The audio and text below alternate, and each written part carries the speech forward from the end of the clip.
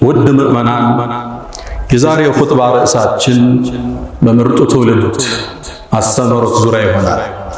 የሰሐባው ትውልድ የነቢዩ ሰለላሁ ዐለይሂ ወሰለም ሐዋርያት ከጎናቸው ቁመው ይሄን ዲን በጠንካራ መሰረት ላይ ስለጣሉት የመጀመሪያው ትውልድ አሁን ባለንበት ዘመን አማና ድርሻውን በጠፋበት ቸክ ሰጥቶ መጥፋት ፋሽን በሆነበት ደውለህ ማነሳ ተበዳሪ በበዛበት ክፉ ዘመን የነሱ ተምሳሌት ያስፈልገናል።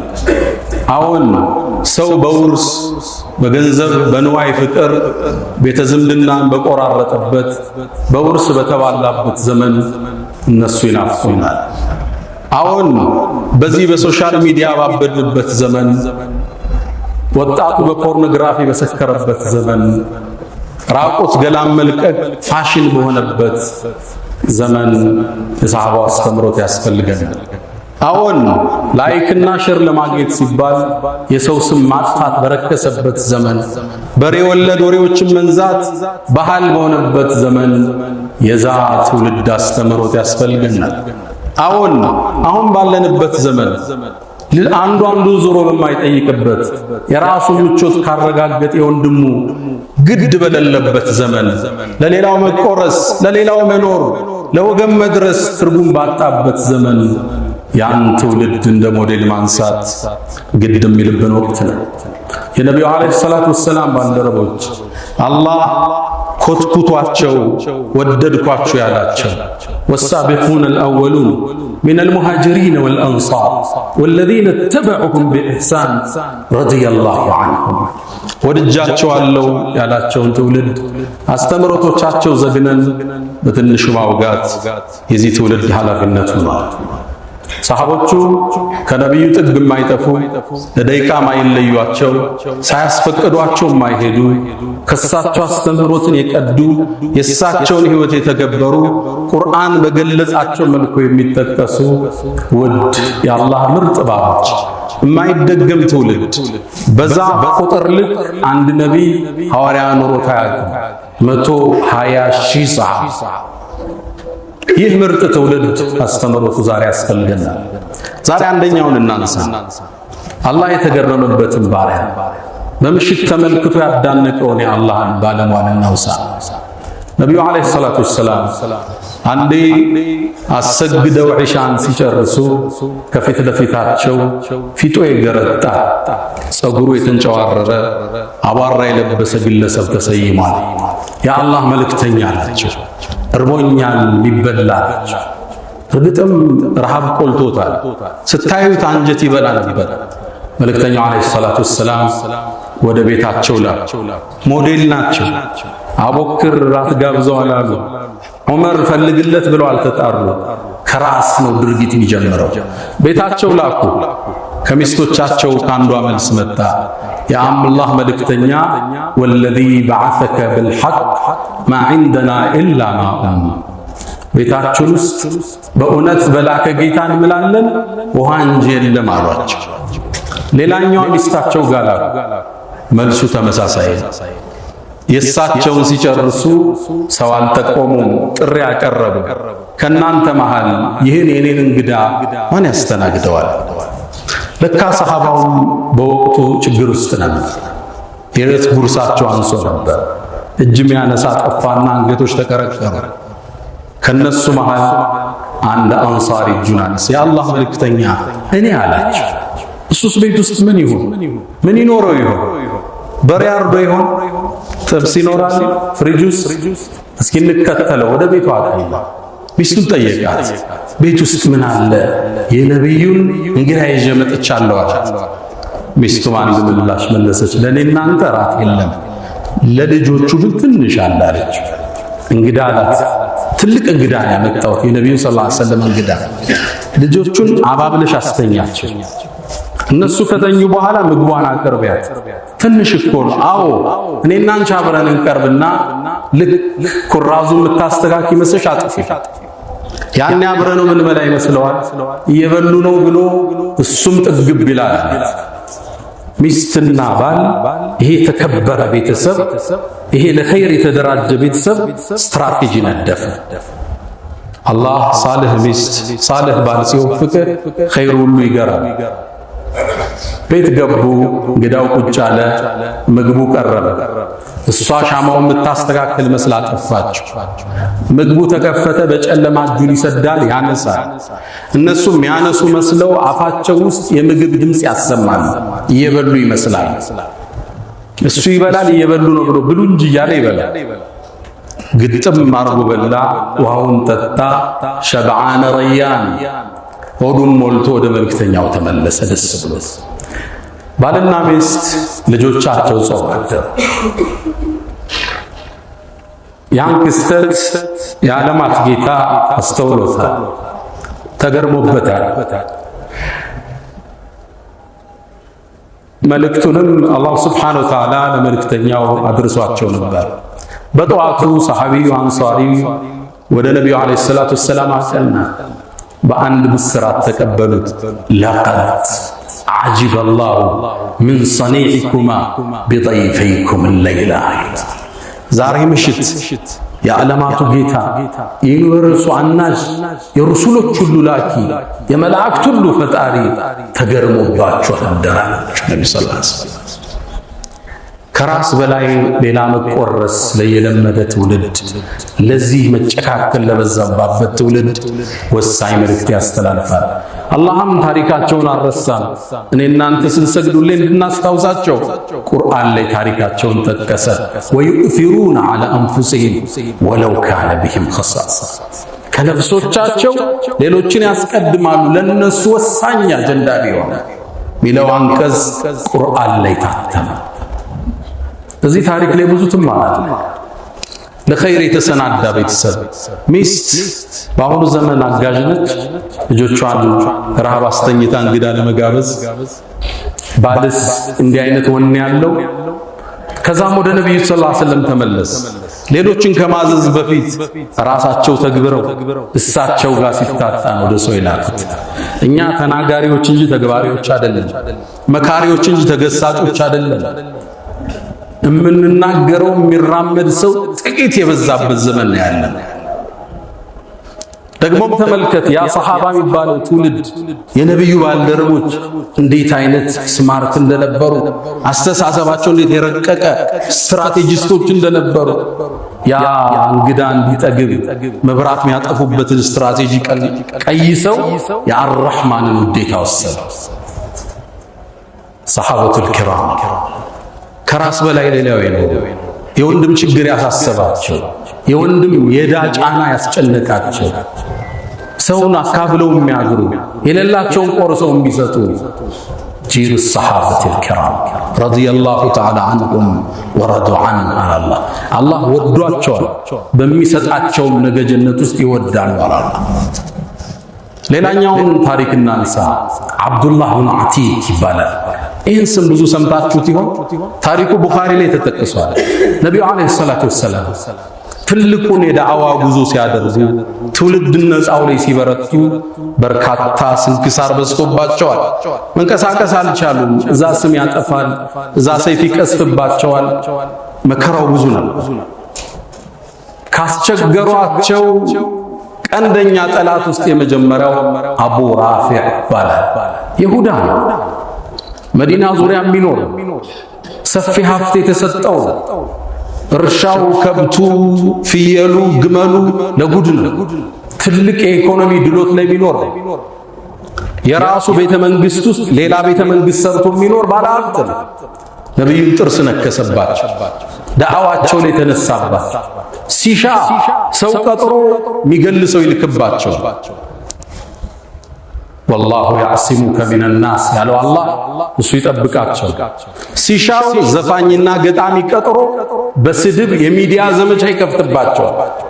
ስማቸውን ለማጠልሸት ዳዕዋቸውን ለማርከስ ይልቅባቸው።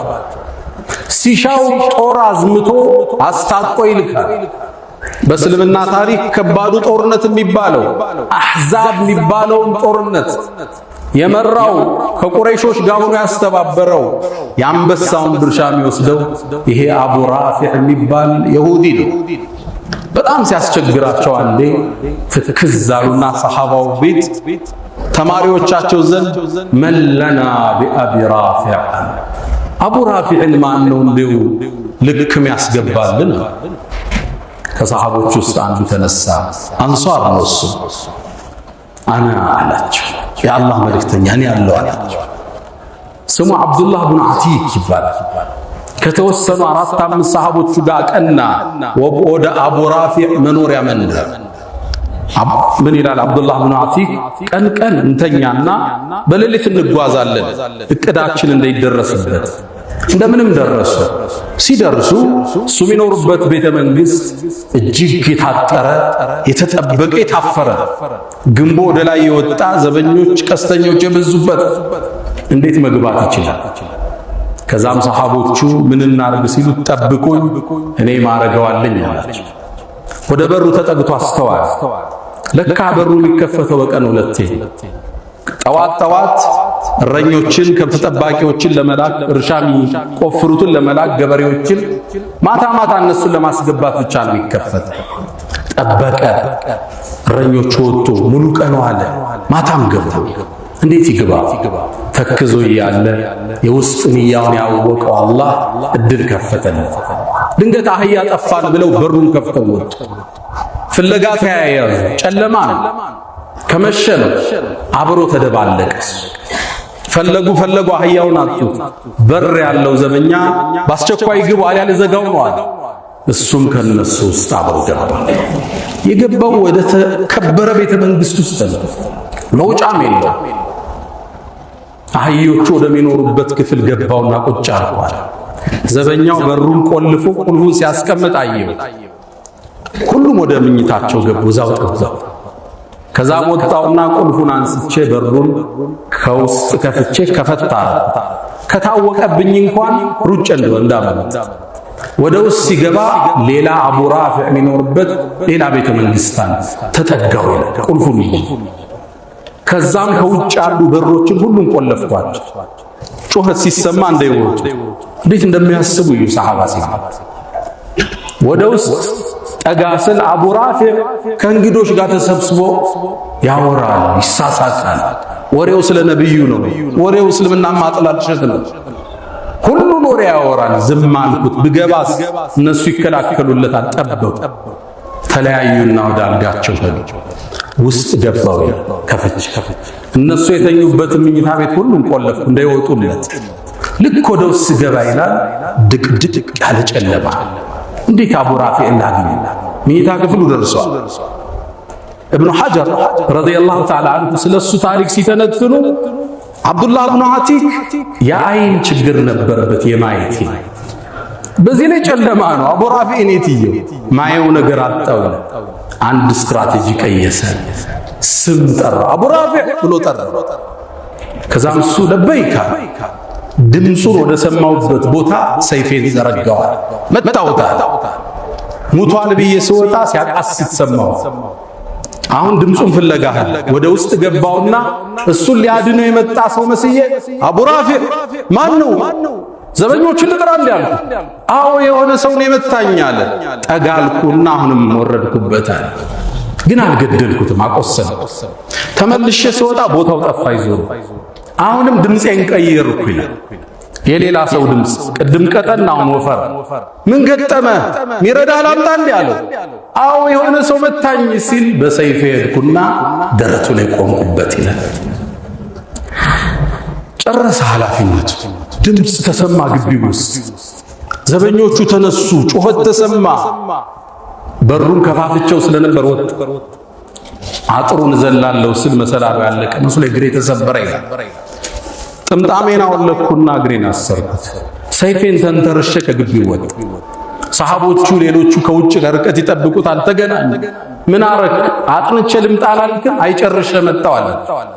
ወደ ነብዩ እንዳሉት እናንተ ቅደሙ፣ እኔ ጠዋት ላይ መርዶውን ሳልሰማ አልመጣም አላቸው። ቢድንስ ድንገት ለነብዩ እጄ መትቼዋለሁ፣ ግን ድንገት ቢነሳ ይችላል ልላቸው ሞቱን ማወቅ አለብኝ አለ። እነሱ ቀጠሉ። እነሱ አንድ አህያ ትተውለታል።